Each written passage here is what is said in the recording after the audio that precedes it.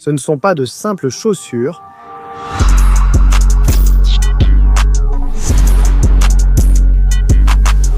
Elles sont interdites par la NBA.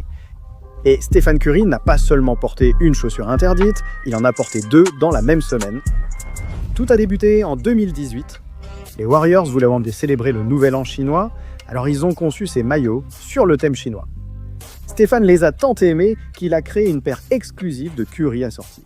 Les Curry 4 héritage chinois.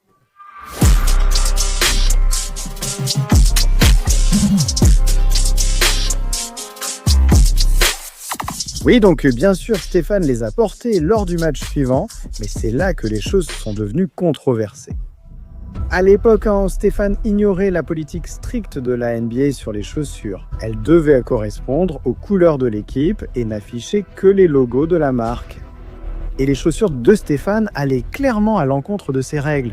Mais tout cela ne semble pas si grave, n'est-ce pas? Faux. Parce que cette même semaine, Stephen a de nouveau enfreint leur règlement, ça. Cette fois, lorsqu'il a annoncé une collaboration de chaussures avec nul autre que le président Barack Obama. Salut à tous, c'est Stéphane. J'ai un aperçu exclusif d'un coloris unique de la Curry 4 que je porte ce soir, mais voici les chaussures juste ici. Maintenant, je ne sais pas pour vous, mais pour moi, ça ne ressemble pas au logo Under Armour. Donc ce soir-là, même s'il a marqué 25 points, la NBA a fait savoir à Stéphane que ses chaussures étaient interdites. Pour aggraver les choses, la NBA a levé cette restriction sur la couleur des chaussures plus tard cette année-là. Si Stephen avait attendu quelques mois de plus, ses baskets seraient peut-être passées inaperçues. Mais tu sais, ce n'est même pas la pire interdiction de chaussures de la NBA. Une paire de Jordan a fait perdre 200 millions de dollars à un joueur. Une autre chaussure a littéralement donné des super pouvoirs à un joueur de la NBA. Mais avant d'en arriver là, et si je vous disais qu'un joueur détestait LeBron à tel point qu'il a interdit à ses coéquipiers de porter les chaussures de LeBron? LeBron est arrivé en NBA comme l'un des adolescents les plus attendus avant même de jouer. Nike l'a bombardé avec un contrat de chaussures. Donc certains joueurs le respectaient, d'autres doutaient de lui, mais un joueur le détestait.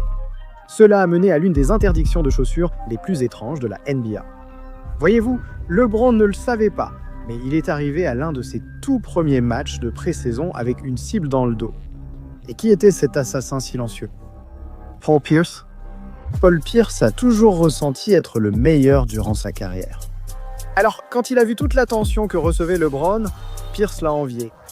À chaque rencontre entre Pierce et LeBron, leur héritage était en jeu.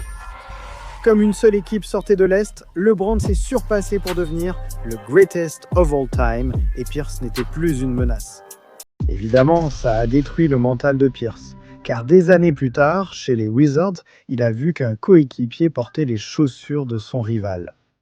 Alors, sur le champ, il a fait savoir à toute l'équipe qu'il était hors de question de porter des LeBron chez lui. Mais les Wizards n'ont pas écouté. Donc Pierce a été obligé de jouer toute l'année avec les chaussures qu'il avait interdites. L'équipe allait bientôt regretter leur choix. Parce que non seulement Pierce les a quittés pour les Clippers, mais LeBron a aussi reconnu que voir des joueurs porter ses chaussures le motive davantage. Si tu portes mes chaussures ou des LeBron neuves pour jouer contre moi, je te botterai les fesses. Franchement. Merde, LeBron est un vrai sauvage. Au moins, personne n'a perdu d'argent à cause de l'interdiction de chaussures. James Harden a failli perdre des centaines de millions de dollars à cause de ce qu'il portait. Quand James Harden a signé pour 13 ans et 200 millions avec Adidas, il était forcément excité. Alors James Harden et sa copine Khloé Kardashian ont décidé de fêter ça. Mais quand tu fais partie de l'un des couples de célébrités les plus célèbres au monde, tu sais déjà que les paparazzi rôdent et attendent que tu fasses un faux pas. C'est précisément ce qu'a fait James Harden. Cette photo paraît normale, mais regarde les pieds de James Harden. À ma connaissance, Michael Jordan n'a jamais été lié à Adidas. Parce que Harden a été vu avec des Jordan, cela a fait la une. Quand les choses sont devenues incontrôlables, le président d'Adidas a dû intervenir. Il a dit à Harden « Tu veux toucher tes 200 millions? Pendant les 13 prochaines années, tu ne peux porter aucune autre marque, que ce soit sur le terrain, en dehors du terrain, ou même chez toi. Sinon, on va te traîner en justice. » Et qu'est-ce que Harden avait à dire à propos de tout ça? Eh bien...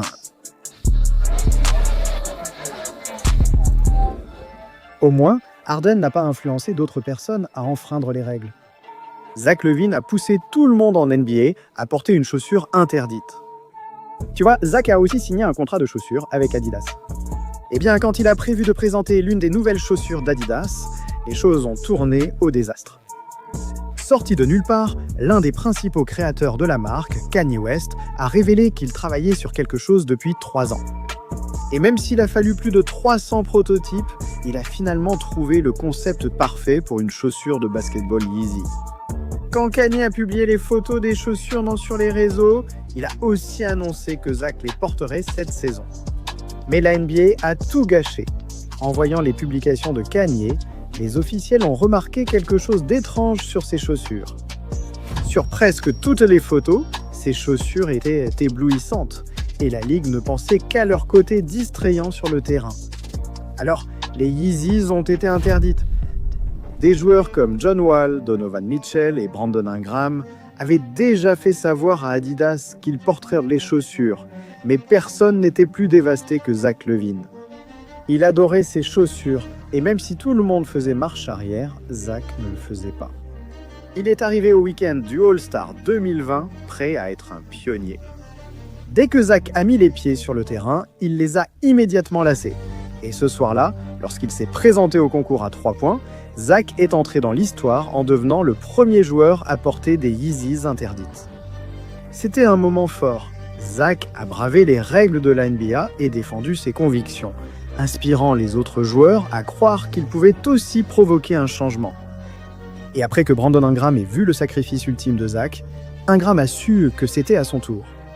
Alors, dès le lendemain, lors de son tout premier match du NBA All-Star, sous le regard de tous, il est entré sur le terrain en portant les Yeezys, devenant ainsi le tout premier joueur de la NBA à les porter pendant un match.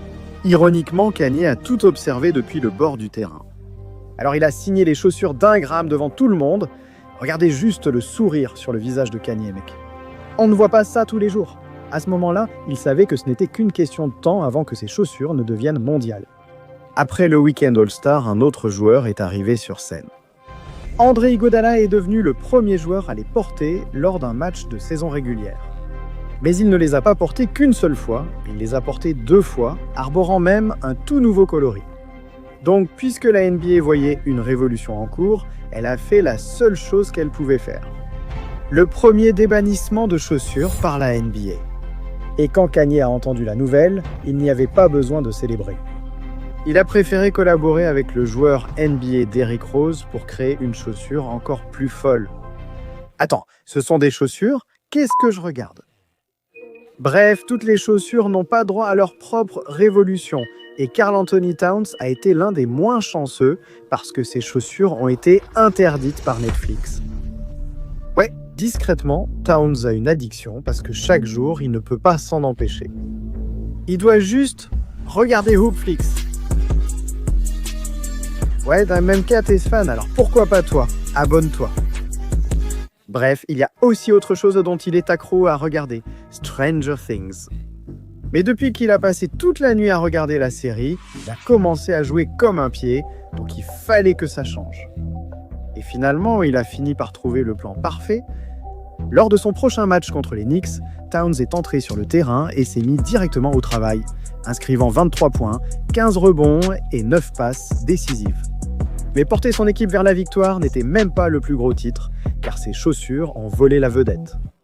Avant le match, Towns a demandé à un designer réputé de créer des baskets uniques. Des Nike Hyperdux personnalisés combinant ses véritables passions, le basket et Stranger Things. Donc pour Towns, ces chaussures étaient un chef-d'œuvre. Comme pour l'interdiction des chaussures de Stephen Curry, Towns a eu le même souci. Parce que les baskets faisaient directement la promotion de Netflix et de Stranger Things, il n'a plus jamais été autorisé à porter sa paire préférée. Mince! La NBA a vraiment interdit les chaussures de Towns alors qu'elles n'avaient même pas d'impact sur son jeu. Et si je vous disais qu'une basket a été interdite car elle donnait des super pouvoirs aux joueurs? Pendant des décennies, Nike et Adidas dominèrent la chaussure, mais une marque voulait éliminer la concurrence. Ils ont créé quelque chose d'inégalé par toute entreprise. Littéralement, les aides personnalisées au logement Concept Ones. Mais celles-ci n'étaient pas comme les autres chaussures de basket. elles avaient des ressorts intégrés augmentant la détente verticale de plus de 8 cm, donc même Stephen Curry pouvait dunker avec. Mais la NBA n'était sans doute pas prête, car lorsqu'ils ont entendu parler de l'avantage donné par ces chaussures, ils ont immédiatement interdit les aides personnalisées au logement. À ce moment-là, aides personnalisées au logement auraient facilement pu disparaître. Je veux dire, sans la promo de la NBA, ils auraient perdu des centaines de millions de dollars. Mais au lieu de ça, Aide personnalisée au logement a accepté l'interdiction. Et dès que les chaussures ont été rendues publiques, elles sont devenues virales. Alors Aide personnalisée au logement a continué à concevoir des chaussures dans le but exprès de se faire interdire par la NBA.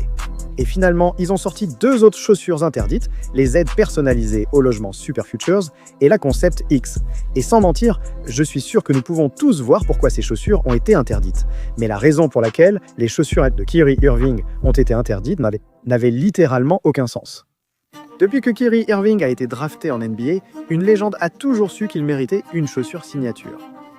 Ce jeune est excellent et je sais ce qu'il deviendra. Il obtient une chaussure signature chez Nike. Il n'y a pas beaucoup de joueurs avec une chaussure signature. Et je me suis dit, ça, c'est un joueur qui mérite une chaussure signature. Recevoir des éloges de LeBron James, évidemment que Nike a écouté. Alors ils ont immédiatement proposé un contrat à Kyrie et ont prévu de travailler sur sa première chaussure, la Kyrie 1. Et bien sûr, Kyrie voulait que la sortie soit spéciale.